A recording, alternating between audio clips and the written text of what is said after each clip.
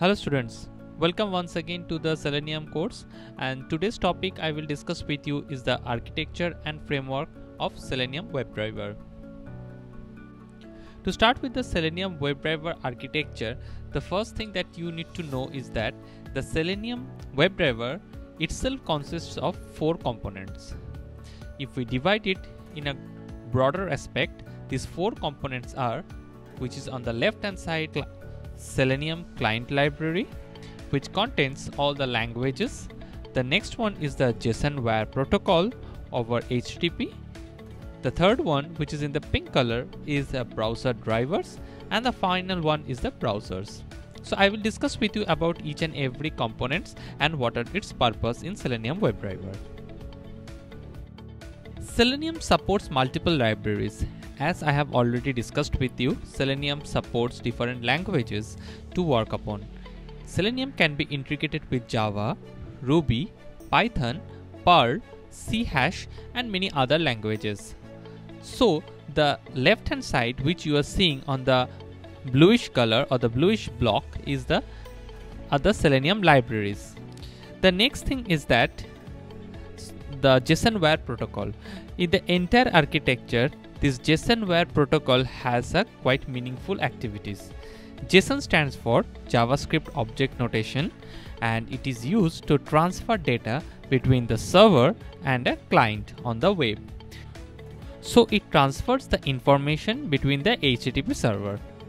The next thing is the browser driver. The browser drivers are each browser consists of a separate browser drivers. If you are using Firefox browser, then we have to use Firefox driver. If you are using the Chrome browser, we have to use the Chrome drivers. So each real browsers have the browser drivers. Now the browser drivers communicate with the browsers without going for the internal logic of the browsers. Okay. Now any command received from the JSON wire protocol is, whenever a browser driver receives any command, then the command will be executed on the respective browser, and the response will go back in the form of a HTTP response. Now the real browsers are the browsers which are installed in the client machine. It can be Firefox, Opera, Safari, Chrome, or any other. Now let's see what the actual thing happens. Whenever you write a code or you write a program, you are writing in your favorite languages integrated with Selenium.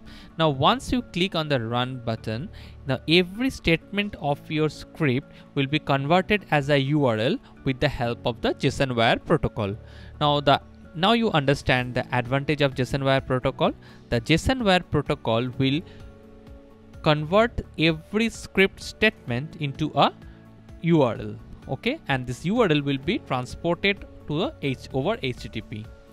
Now the URL will be passed to the browser drivers. Okay, now the browser drivers will get the informations about the actions that need to be performed on the real browsers, and whatever the response is received from the real browser, that is also been transported backward to the Eclipse IDE or from wherever you have ran the program to get the response. Okay, so by this way we get the response.